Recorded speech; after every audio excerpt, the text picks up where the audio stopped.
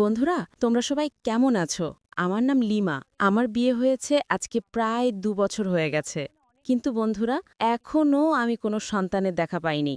আমি একটা সন্তানের জন্য কত কষ্ট করি, সেটা তোমাদেরকে আর কি করে বুঝাবো? কিন্তু আমার কোনোভাবেই যেন একটা সন্তান হচ্ছে না। এদিকে আমার স্বামী একজন প্রবাসী মানুষ। তার আসলে টাকা-পয়সার কোনো কিছুতেই যেন কমতি নেই। তার সবকিছু আছে, কিন্তু সবকিছুর মাঝেও তার একটা জিনিসের কমতি, আর সেইটা হচ্ছে তার একটা সন্তানের। সে আমাকে প্রায় সময় বলে, লিমা, আমি তোমাকে সবকিছুই দিয়েছি, যখন যা চেয়েছ, কিন্তু তোমার সবচাইতে সেরা জিনিস আমি মনে হয় তোমাকে দিতে পারি নাই। কিন্তু বন্ধুরা, আমার স্বামীর একটা দুর্বলতা ছিল, আর সেই দুর্বলতা হচ্ছে সে কোনোদিন সন্তানের বাবা হতে পারবে না। এইটা তাকে আমি দেশে থাকতে অনেকবার মেডিকেল টেস্ট করিয়েছি, অনেক হাসপাতালে গিয়েছি, বড় বড় সব ডাক্তার দেখিয়েছি, জ্ঞানী ডাক্তার, বিশেষজ্ঞ ডাক্তার, কিন্তু তার সমস্যা আছে। তার তরল পদার্থে একটু সমস্যা আছে। আমার মা-বাবা থেকে শুরু করে আমার শ্বশুর-শাশুড়ি, আমার বাড়ির লোকজন সবাই এই বাচ্চার জন্য হাহাকার করে। সবাই চিৎকার করে যে আমার যদি একটা বাচ্চা হতো তাহলে আমার শ্বশুর-শাশুড়ি, আমার বাবা-মা সবাই তাকে নিয়ে খেলাধুলা করত, আনন্দ ফুর্তি করত। কিন্তু কি করব, উপরওয়ালা তোমাকে দিচ্ছে না। আসলে বন্ধুরা, আমার স্বামীর তার একটু শারীরিক অক্ষমতাও আছে। যেদিন আমার বিয়ে হয়েছিল, আমার বাসর রাতে সাধারণত স্বামীরা এসব কথা তাদের স্ত্রীদেরকে বলে না, কিন্তু আমার স্বামী ছিল খুবই সহজ সরল একটা মানুষ, খুবই ভালো একটা মানুষ। সে আমাকে সেদিন সবকিছু খুলে বলেছিল। অন্য কেউ হলে বিষয়টা সে কিন্তু গোপনও রাখতে পারত আমার কাছ থেকে, কিন্তু আমার স্বামী লিটন, সে আমাকে সবকিছু খুলে বলেছিল। আসলে বাসর রাতে মেয়েদের একসেপ্ট একটু বেশি থাকে যে আপনার স্বামী আপনাকে ভালো কিছু বলবে, কিছু দায়িত্ব দিবে, বা ওই রাতটা আপনাকে সে নিজের মতো করে নিবে, প্রচুর পরিমাণে ভালোবাসবে, নিজের মতো করে সে আপনাকে আগলে রাখবে, এরকম অনেক প্রতিশ্রুতি দেয়, বা অনেকভাবেই কিন্তু একটা সাক্ষী করে। কিন্তু এই ক্ষেত্রে আমার বাসর রাতটা ছিল একেবারেই ভিন্ন একটা বাসর রাত। এখন বলতে পারেন কেন, কিভাবে? যাই হোক, আমি সেই ঘটনায় আপনাদেরকে বলতেছি। আমার যখন বিয়ে হয়, আর ৮-১০টা নারীদের মতো আমারও ইচ্ছে ছিল যে আমার স্বামী আমাকে প্রচুর ভালোবাসবে, বাসর রাতে সে আমার ঘুমটা সরাবে, আমার মুখটা দেখে সে বলবে মাশাল্লাহ অনেক সুন্দর। আমার তাছাড়া আমি দেখতে এমনিতে একটু সুন্দর, আমার এইসব কিছু মনে হচ্ছিল। যাই হোক, সে আমার ঘুমটা তো সরালো, আমার প্রশংসা করল। কিন্তু সে আমাকে শুরুর দিকেই তার মনটা একটু ভারী করে সে আমাকে বলল, লিমা, আমি তোমাকে আজকের এই শুভরাত্রি আমি তোমাকে একটা কথা বলতে চাই।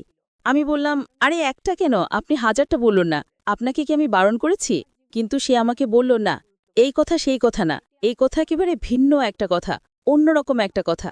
এই কথাটা আমি তোমাকে লুকাতেও পারতাম তোমার কাছে, বা আমি পরেও বলতে পারতাম, কিন্তু আমার মনে হয় যে এই কথাটা তোমাকে এখনই বলার দরকার। আমি তাকে বললাম, এত জরুরি কথা এখনই বলতে হবে? আচ্ছা ঠিক আছে, বলেন তাহলে। তখন সে আমাকে বলতেছে, লিমা, তুমি যাকে বিয়ে করেছ, এই যে আমাকে, আমি তোমাকে কখনোই শারীরিক সুখ দিতে পারবো না। আমার তরল পদার্থে একটু সমস্যা আছে। লিমা, আমি কখনো বাচ্চার বাবা হতে পারবো না। আসলে আমি খুব ছোটবেলা থেকেই প্রবাসে থাকি। আমার অনেক বয়স হয়ে গেছে। আমার বিয়ের বয়স অনেক আগেই পার হয়ে গেছে। সত্য কথা এটাই যে তোমার বাবা মা আমার টাকা পয়সা, আমার বাড়ি গাড়ি সম্পত্তি দেখেই তোমাকে আমার হাতে তুলে দিছে। আমি জানি না তোমাকে তারা সত্য কথাটা বলেছে কিনা, কিন্তু আমি বিয়ের আগে তোমাকে এই সত্য কথাটা অনেকবার বলতে চেয়েছিলাম, কিন্তু আমি বারবার বলতে গিয়েও তোমার কাছে ব্যর্থ হয়ে গেছি। কখনোই মুখুটে সেই কথাটা বলতে পারি নাই, কিন্তু আমার মনে হচ্ছে আমি যদি এই কথাটা আজকের রাতে তোমাকে না বলি, তাহলে তোমাকে ঠকানো হবে। আর কোনো মানুষকে আমি একদিন মানুষ হয়ে ঠকাবো, এই নীতিটা আমার ভেতরে নাই।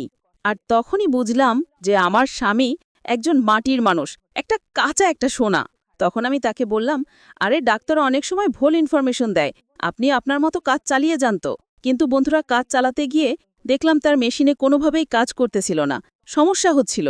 ওই রাতে আমার প্রচুর পরিমাণে মন খারাপ হয়। আকাশে মেঘলা আকাশ থাকলে যেমন আকাশের মন খারাপ, ঠিক সেরকমই আমার মনটা খুব খারাপ ছিল। তেমনি আমার মনের ভিতরেও সেদিন খুব মেঘ জমেছিল। লিটোর মতো আমার বুকে সমুদ্রের দেও হচ্ছিল যে আমার বাবা সবকিছু জেনে শুনে কি আমার জীবনটা নষ্টের পথে ঠেলে দিল। আমার স্বামীর কথা অনুযায়ী আমার বাবা এই সব কিছুই জানেন, আর বাবা জেনে বুঝেই আমাকে এমন একটা পরিবারে বিয়ে দিল, এমন একটা মানুষের কাছে, যেখানে আমি কখনো সন্তানের মাই হতে পারবো না। আমি কখনো শারীরিক সুখ কী জিনিস, এই জিনিসটার সঙ্গে আমি কখনো পরিচিতই হতে পারবো না। আমার বাবা সবকিছু জেনে শুনে আমাকে এরকম একটা ছেলের হাতে বিয়ে দিল। এমন কথায় আমার খুব খারাপ লাগলো। যাই হোক, পরে ওই রাতে আমি অনেক কিছু প্ল্যান করে রেখেছিলাম, আমার সঙ্গে এইটা হবে ওইটা হবে। শেষ পর্যন্ত ওই রাতে আমার এত বেশি মন খারাপ হয়েছিল যে ওই রাতের আমি কোনো কিছুই করিনি। আমি একটা সাধারণ মানুষের মতো ঘুমিয়েছিলাম, অথচ আমি ছিলাম এই বাড়ির নতুন বউ। নতুন বউ হয়েও আমার মন খারাপ ছিল প্রচুর পরিমাণ। আমার মনে সেদিন খুব বেশি মেঘ জমেছিল, তারপরও আমি কাউকে কোনো কিছু সেদিন বলতে পারি নাই। আমার বুকে একরাশ অভিমান ছিল এবং আমার বাবা সবকিছু জানত। বাবা যিনি বুঝে নিজের মেয়ের জীবনটা এভাবে নষ্ট করে দিল, বা এরকম একটা পুরুষের হাতে তুলে দিল শুধুমাত্র কয়েকটা টাকার জন্য, শুধুমাত্র তার সম্পত্তির লোভে। মানে আমার স্বামী লিটনের মুখে সেদিন বাসর ঘরে আমি এই কথাটা শোনার পর আমি রীতিমতো একটু অবাকই হলাম বাবার মতো। জি, বাবা আমাকে ছোটবেলা থেকে লালন পালন করেছে, আমার সঙ্গে কখনো কোনো কিপটিমি করে নাই। আমি বড় স্কুলে পড়াশোনা করেছি, যখন যেটা খেতে চেয়েছি, যখন যেখানে ঘুরতে যেতে চেয়েছি, সব কিছুই। আর আজকে বাবা তো এটা আমার সুখের জন্যই করেছে। না তো বাবা কি করে ভাবল যে আমি শারীরিক সুখ ছাড়া আমার সন্তান হবে না, এরকম একটা জীবনে আমি সুখে থাকব? শুধু তার টাকা থাকলেই মানুষ সুখে থাকে। যাই হোক, এইভাবে কয়েকটা দিন কেটে গেল। তখন হঠাৎ করে একদিন রাতের বেলায় আমার স্বামী লিটন আমাকে আবার জিজ্ঞাসা করতেছে, লিমা, আমি আমার স্ত্রী হিসেবে তোমাকে পেয়ে খুব ধন্য। আমি তোমার মতো মেয়ে আসলে হয় না, খুব কম হয়। তোমার যেমন রূপ আছে তেমন তোমার গুণও আছে। তোমার হাতের রান্না বেশ ভালো, বেশ মজাদার। কিন্তু লিমা, আমি হয়তো আর কয়েকটা মাস পরে ওই বিদেশে চলে যাব। আসলে তোমাকেই এই সংসারের গাড়ি টানতে হবে সারাটা জীবন। আমার মা বাবার দেখাশোনা করতে হবে, তাদের খেয়াল রাখতে হবে। এই 4 দেওয়ালের ভেতরেই তুমি তোমার জীবনটাকে সাজিয়ে নিতে হবে। এখনও সময় আছে সাদবিন। তুমি যদি আমার সংসার না করতে চাও তাহলে তুমি চলে যেতে পারো, আমি তোমাকে বাধা দিব না। সেদিন বাসর ঘরে আমার মনে হয়েছিল তোমার মতো একটা নিষ্পাপ মেয়েকে আমার ঠকানো উচিত হবে না। দেখো, আমি যখন বিদেশে চলে যাব তখন আজ হোক কিংবা কাল হোক আমার চাইতে ভালো কোনো সুন্দর ছেলে বা বেটার ছেলে যেই তোমাকে সুখ দিতে পারবে। যদি তুমি এমন কোনো পুরুষ পেয়ে যাও তখন কিন্তু তুমি ঠিকই আমাকে ছেড়ে চলে যাবে। এই জন্য আমি বলছিলাম কি, তখন গেলে অনেকেই কিন্তু আমার অবর্তমানে তোমার চলে যাওয়াটা মেনে নিতে পারবে না। আর এখন যেহেতু নতুন বিয়ে হয়েছে, তুমি চলে গেলে আমি সবাইকে বলতে পারবো যে আমি ছেড়ে দিয়েছি। আমি চাই না আমার কারণে তোমার জীবনটা নষ্ট হোক। আমার স্বামী আমাকে খুব সুন্দর করে এভাবে বুঝিয়ে বলল। আসলে সে তার জীবনটাতে এমনিতেই নষ্ট, আর কি নষ্ট হবে, কিন্তু সে একজন প্রবাসী, অনেকদিন প্রবাসী থেকেছে। তার বিয়ের বয়স পার হয়ে গেছে। আমার বয়স যেখানে 17 বছর, তার বয়স সেখানে প্রায় 36 বছর। সেই ছোটবেলা থেকেই খুব কষ্ট করেছে। আজকে তার গাড়ি আছে, বাড়ি আছে, ডুপ্লেক্স বাড়ি, এবং তার ক্ষেত খামারি সম্পত্তি, কোনো কিছুর অভাব নেই। তার মার্কেট আছে, শপিং মল আছে, সব কিছু আছে, এবং তার বাসায় টাকার বস্তা আছে। হয়তো আমার বাবাও এখান থেকে কিছু টাকা নিয়েছে হয়তো তার কাছ থেকে, কিন্তু তার কাছে এত টাকা পয়সা থাকার পরেও তার কাছে কিন্তু বিন্দু পরিমাণ আসলে অহংকার নেই মনে। সে আমাকে খুব সুন্দর করে আমার সঙ্গে আচরণ করে কথা বলে। আসলে তার এই সুন্দর করে কথা বলার ধরনটা না আমাকে একেবারেই পাল্টে দিয়েছে। আমার মনে একেবারেই বলা চলে জায়গা করে নিয়েছে। আমি তখন আমার স্বামী লিটনকে কোনো কিছুই বললাম না। আমি কি এই বাড়িতেই থাকব তার বউ হয়ে, নাকি আমি অন্য কোনো পুরুষের হাত ধরে চলে যাব? আমি তাকে এই ব্যাপারে কোনো কিছু বললাম না। তখন সে আমাকে বলল, আমি সময় নেই, নিয়ে আমি তাকে যেন উত্তরটা জানাই। আমি তখন তার সামনে থেকে চলে গেলাম। আমি তখন মোবাইল ফোনে আমার বাবার নাম্বারটা ডায়াল করে আমি তাকে এটা কল করলাম। আমি বাবাকে কল করে আমি জিজ্ঞাসা করলাম, বাবা, তুমি তোমার নিজের মেয়ের বিয়েতে কয় টাকা বকশিশ পেয়েছ? তুমি কয় টাকা ঘুষ খেয়েছ বাবা? বাবা আমার এমন প্রশ্নের উত্তর শুনে সে অনেকটা রীতিমতো আটকে উঠল। বাবা আমাকে বলতেছে, লিমা, তুই এটা কি বলতেছিস? আমি তাকে বললাম, বাবা, আমি তোমাকে যেই কথাটা বলেছি সেটাই, তুমি সেটার উত্তর দাও। তুমি আমার এই বিয়েটা দেওয়ার জন্য আমার স্বামী লিটনের কাছ থেকে কয় লাখ টাকা তুমি যৌতুক খেয়েছ, ঘুষ খেয়েছ? আমার বাবার রীতিমতো বলা চলে সে একেবারেই অবাক হয়ে গেল, অনেকটা হতবাক। তখন আমার বাবা বলতেছে, লিমা, তুই তোর বাবাকে এভাবে প্রশ্ন করতে পারলি? আমি তখন বললাম, হ্যাঁ হ্যাঁ হ্যাঁ, আমি পারলাম। বাবা, তুমি জানতে না বিয়ের আগে যে আমার স্বামীর পুরুষত্বের সমস্যা আছে, সে কোনোদিন বাবা হতে পারবে না। বাবা, তুমি সবকিছু জেনে শুনে এরকম একটা পুরুষের হাতে তোমার নিজের মেয়েটাকে তুলে দিতে পারলে? বাবা, আমার তো এখন মনে হচ্ছে তুমি আমার সত্যিকারের বাবা না, তুমি আমার সৎ বাবা, তুমি আমার নিজের বাবা না। আমার মুখে সেদিন বাবা এমন কথা শুনে তার হৃদয়টাও এক প্রকার কেঁপে উঠেছিল। বাবা তখন আমাকে বলল, মারে, সত্যি কথা বিশ্বাস কর, আমি জানতাম তার একটু একটু সমস্যা আছে, সে সন্তানের বাবা হতে পারবে, কিন্তু তার যে এত বড় রোগ আছে, তার যে পুরুষত্ব এত বড় সমস্যা, বিশ্বাস কর মা, আমি এই বিষয়ে কোনো কিছুই জানতাম না, এইমাত্র তোর মুখ থেকে শুনলাম। দাঁড়া, আমি বিষয়টা এখনই দেখতেছি। তখন বাবা উকিল আকবর চাচার তার কাছ থেকে সবকিছু জেনে আমাকে কল করলো। তখন বাবা আমাকে বলতেছে, হ্যাঁ রে মা, তোর স্বামীর তো সত্যি পুরুষত্বের সমস্যা আছে। পরে উকিল চাচা আমাকে এই কথাটা সে বলে নাই, বুঝলি, তার মনে ছিল না। তখন উকিল চাচা আমাকে ফোন করে বলতেছে, মারে, আমি তোকে বলতে চেয়েছিলাম, কিন্তু তোকে বলতে আমার মনে ছিল না। তাছাড়া ছেলেটা খুব বড় লোক, তুই ওখানে খুব ভালোভাবেই থাকবি, তোর খাওয়া দাওয়া থাকা।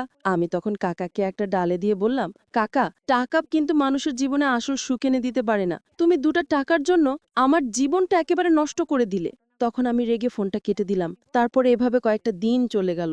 হঠাৎ আরেকদিন আমার স্বামী লিটন আমাকে আমার পিছন থেকে এসে আমার পিঠে হাত দিল, দিয়ে আমাকে বলতেছে, লিটন, আমি জানি তোমার মন খারাপ, তাও সেটা আমার জন্য, কিন্তু কি করব বলো, আমার সমস্যা, আর এই সমস্যাটা আমি নিজেই করেছি। প্রবাসে থেকে একা একা থাকতাম, ফ্যামিলি আমার কোনো খোঁজ খবর নিত না, তাছাড়া আমার কোনো গার্লফ্রেন্ডও নাই। আমি মোবাইলে ওই সমস্ত বড়দের মুভি দেখতাম, আর ওইগুলো দেখে দেখে নিজেই নিজের কাজ চালিয়ে নিতাম। কিন্তু আমি কখনো ভাবিনি যে আমার ওই সামান্যটুকু সুখের জন্য আজকে একটা মানুষ এভাবে ক্ষতিগ্রস্ত হবে। আমার স্বামী, সে তার সবটা দুঃস্বীকার করে নিল। যাই হোক, আমার বাবা অনেক কষ্ট করে, অনেক স্বপ্ন নিয়ে, আত্মীয় স্বজন মেহমান তাদেরকে দাওয়াত দিয়ে আমার এই বিয়েটার আয়োজন করেছে। তাছাড়া আমরা একটু গরিব ফ্যামিলির মানুষ।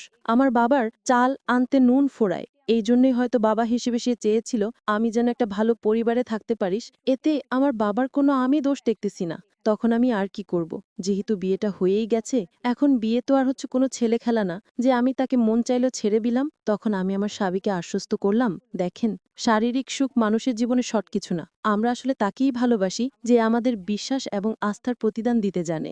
আপনার ব্যবহার, আচার আচরণ আমাকে মুগ্ধ করেছে। তাছাড়া আপনি মানুষটাও বেশ ভালো, খুব ছোটবেলা থেকে আপনি খুব পরিশ্রমী একজন মানুষ। আমার মন আমাকে মুগ্ধ করেছে আপনার এই বিষয়টা। আপনি শান্তিমতে বিদেশে যান, আমাকে নিয়ে আপনার কোনো টেনশন করতে হবে না। আমি কারো সঙ্গে কোথাও পালিয়ে যাচ্ছি না। তাছাড়া আমি আপনার মা বাবার খুব ভালোভাবেই খেয়াল রাখবো। আমাকে নিয়ে আপনার আর কোনো টেনশনই করতে হবে না।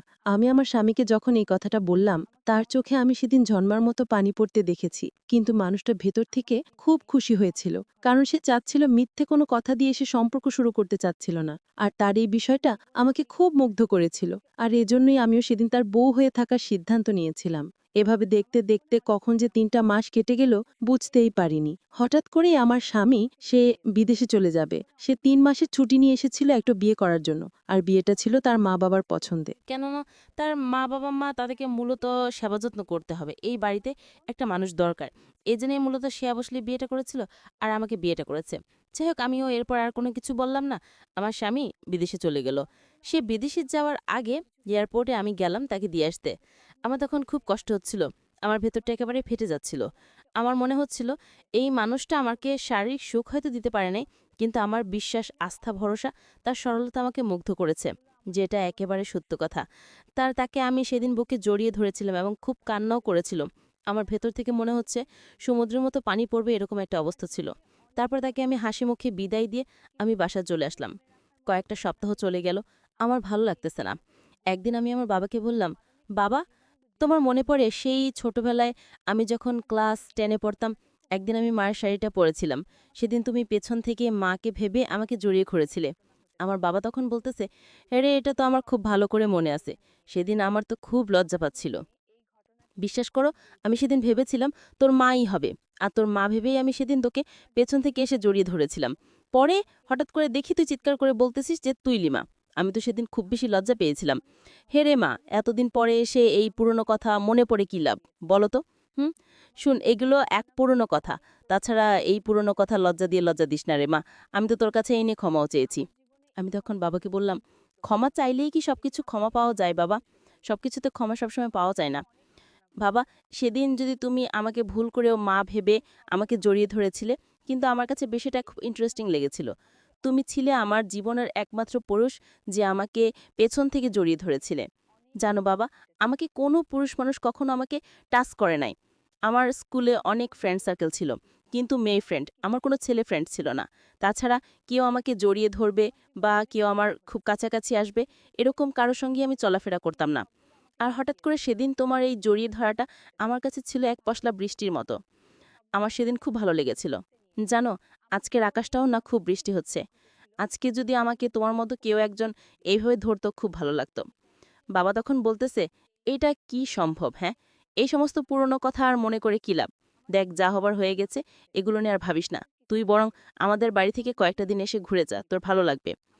আমিও তখন ডিসিশন নিলাম যে না, এখানে খুব একটা বেশি ভালো লাগা কাজ করতেছে না। কেমন জানি একটু বোরিং বোরিং ফিল হচ্ছে। কয়েকটা দিন যদি একটু বাপের বাড়ি থেকে ঘুরে আসতে পারতাম, তাহলে হয়তো একটু একটু হয়তো ভালো লাগতো ভেতরে। আমি ঠিক করলাম যে আমি ওই বাড়িতে যাব। যাওয়ার পর সেদিন আমি বাবাকে বললাম, বাবা, তুমি জানো, তুমি নিজের অজান্তেই আমার জীবনে একটা ভুল ডিসিশন নিয়ে ফেলেছ। আর তোমার এই ভুল ডিসিশনের কারণে আমার বিয়ে হয়েছে প্রায় আজকে ২ বছর, কিন্তু আমি এখনো সন্তানের মুখ দেখতে পারতেছি না।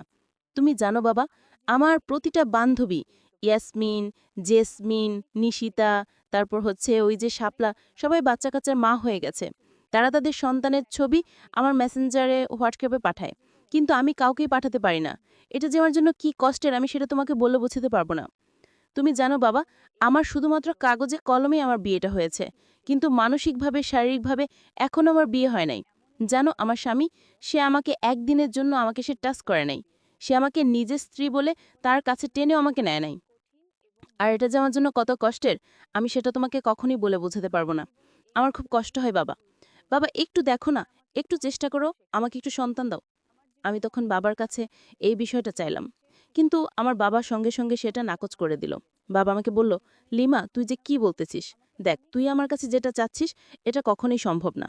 সম্পর্কে আমি তোর বাবা হই, আর আমি তোর বাবা হয়ে মেয়েকে এমন জিনিসে আমি হেল্প করতে পারবো না। এটা আমার কাছে একেবারে অযৌক্তিক। আমি তখন বাবাকে বললাম, তুমি যখন আমার বিয়েটা দিয়েছিলে টাকার লোভে পড়ে, এটা বুঝি অযৌক্তিক ছিল না? দেখো বাবা, আমার স্বামী এসে বিদেশে চলে গেছে। বিদেশ থেকে এসে কবে ফিরবে না ফিরবে তারও কোনো নিশ্চয়তা বা কোনো গ্যারান্টি নেই। আর তুমি যদি আমাকে এখন একটা সন্তান না দাও, তাহলে আমি কি আমার জীবনটা একা একা পার করব? আমার স্বামী আছে। সে শুধুমাত্র কাগজে কলমে আছে, কিন্তু বাস্তবে সে আমার কাছে নেই। সেও দূরপ্রবাসে। আর কাছে থাকলেও সে আমাকে কোনোদিন শারীরিক সুখ দিতে পারবে না। আর আমার শারীরিক সুখ চাইও না। আমার দরকারও নেই। বাবা, তুমি শুধু আমাকে একটা বাচ্চা দাও। আমার বাবা যেন আমার কথাতে কোনোভাবেই রাজি হচ্ছিল না। বাবা আমাকে তখন বলতেছে, অসম্ভব, এটা কোনো কিছুতেই হতে পারে না। বন্ধুরা, আমার বাবা, তার নাম হচ্ছে শাহিদ। আসলে বাবার বয়সটা একটু বেশি। কিন্তু আমার বাবাকে দেখলে আপনারা বুঝবেনই না যে এটা আমার বাবা। আমার বাবা ছিল মূলত একজন স্মার্ট মানুষ। সে একটা প্রাইভেট কোম্পানিতে জব করে।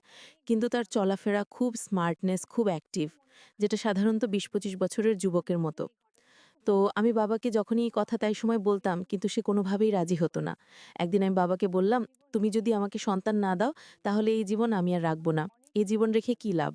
তখন আমার বাবা আমাকে বলল, "শোন, হাসপাতালে ছেলে-মেয়ে অনেক বাচ্চা পাওয়া যায়, টাকার বিনিময়ে। অনেক গরিব ঘরের মানুষ আছে, যারা ৩টা-৫টা সন্তান জন্ম দেয়, কিন্তু এতগুলো সন্তান তারা আসলে লালন-পালন করতে পারে না টাকার অভাবে। আমরা বরং একটা কাজ করি, তোর জন্য হাসপাতাল থেকে একটা বাচ্চা নিয়ে আসি। তোর ছেলে লাগবে নাকি মেয়ে লাগবে?" আমি তখন বাবাকে বললাম, "আমার ছেলে হোক বা মেয়ে হোক, উপরওয়ালা আমার পেটে যেটা দিবে সেটা নিয়েই আমি সন্তুষ্ট। সেটা নিয়েই আমি খুশি। কিন্তু বাবা, আমি কোনো ডাক্তার, কোনো হাসপাতাল থেকে কোনো বাচ্চা নিয়ে আসতে পারব না। অন্যের বাচ্চা নিজের বলে দাবি করা, এটা আমার কাছে অযৌক্তিক। এটা আমি মেনে নিতে পারব না। আমার নিজের বাচ্চাই লাগবে।" আমি তখন বাবাকে বললাম, "তুমি যদি আমাকে বাচ্চার ব্যবস্থা না করে দাও, তাহলে আমি আর কিছু করব না।" তখন আমার বাবা বুকে পাথর চাপা দিয়ে সবকিছু মেনে নিল, এবং আমার সিদ্ধান্তটাও সে এক প্রকার বাধ্য হয়েই মেনে নিল। তারপর বন্ধুরা, আর কি? আমার কোল জুড়ে চলে আসলো এক বাচ্চা। আমার বাবা সিদ্ধান্ত নিল যে সে নিজেই আমাকে বাচ্চা দিবে। আমার আর কারো কাছে যেতে হবে না। না কোনো ডাক্তারের কাছে, না কোনো হাসপাতালে, সে আমাকে বাচ্চা দিবে।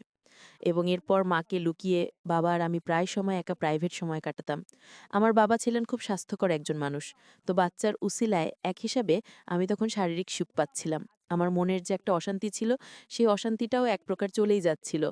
আমি খুব খুশি হয়েছিলাম তখন যে এই অসম্ভব জিনিসটাকে আমি সম্ভব করতে পেরেছি।